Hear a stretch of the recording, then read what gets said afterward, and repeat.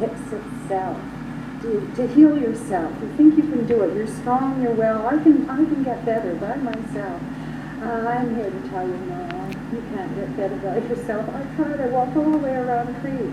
It didn't work. I took beautiful photographs. I drank lots of ouzo and ate olives, but I didn't get better. I didn't get better at all. It took me a long time to get better, because in order to get better, not to say that I didn't have a lot of treatment. I did. I, of course, thought the grass was greener on the other side, and left my marriage to Pierre, thinking that the life was unbearable as the wife of the Prime Minister, the stress, everything, that it was what was causing me such anxiety and hurt and pain. No, it was my illness that was, but I didn't see that. So I went on all kinds of adventures to try and find peace of mind. I didn't find it. I didn't. I finally found it when a psychiatrist in New York, who I was having dinner with, bluntly told me that he thought I was quite mentally ill and I should come up to his office and have a consultation. Okay. He put me on lithium, and it was the first time I discovered what other people have in their brains normally, and it's peace of mind, it's consistency, it's quiet, it's silence, it's peace. I was always so energized and dizzy. I went home, I left New York and Studio 54 and all that fun, and I got a little house and raised my children next to my husband, who was at 24 Sussex. And life was good, but it was the first step of my reaching out and getting help. I had another family. I was blissfully happy. He was nothing like Pierre Trudeau. He never ever thought about anything, I don't think. He just was. I adored my husband, my second husband. We had 2 beautiful children, and it never occurred to me that I was sick. I never thought I was sick. It was over. That was all part of Pierre Trudeau and being Prime Minister's wife. I called 24 Sussex the crown jewel of the penitentiary system. So, anyway, no, it wasn't. It was my mind that was the prison I was in. After the birth, unfortunately, of my 5th child, I hate to even say this out loud because I love her more than life, but I didn't even see it. I slipped into another depression, and that was it. My world started unraveling again. Postpartum depression is a really serious illness and must be watched. Anyway, all to say, it ended with a huge breakdown after I lost my son, as you know, in an avalanche.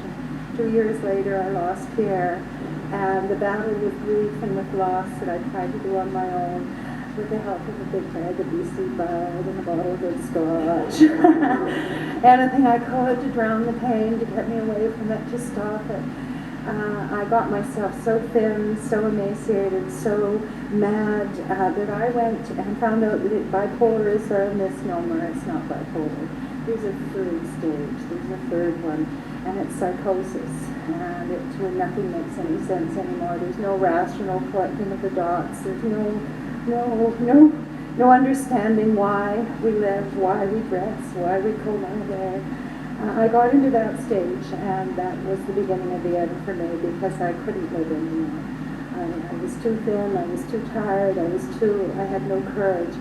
I was put into a psychiatric hospital, and I had a doctor who said I had a choice. I could either go home and die, or I could take his hand and go through the which would be a long process of changing my mind, of getting healthy, of getting a new outlook on life, of getting back hope, of getting back a sense of self after all I'd been through.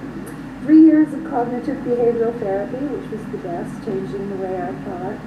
Lots of pharmaceuticals, which now I take just a little. But mainly it was finding balance and accepting that I have a problem. One of my doctors likes to call it the bipolar predicament, which doesn't sound bad at all, just a predicament. But it is. You have to choose a way to live. And certainly the support that the Brain Injury Association gives to its patients, the people who they're working with, is the most important help after you get the neurological help and the doctor's help, because it gives you the hope and the ability to live, the toolbox to be able to be part of life. And for everyone, the secret is to have purpose, to be involved, to be connected.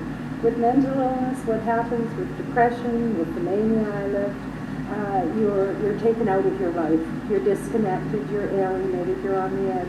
And I'm sure that's the way it is for people who've suffered a brain injury, because they have to find a new way to live, to have relationships, to succeed, a new way to be. And I certainly had to find that from my mental illness. So I am so proud to be here, to tell you the truth, really proud that we in Canada have organizations such as this.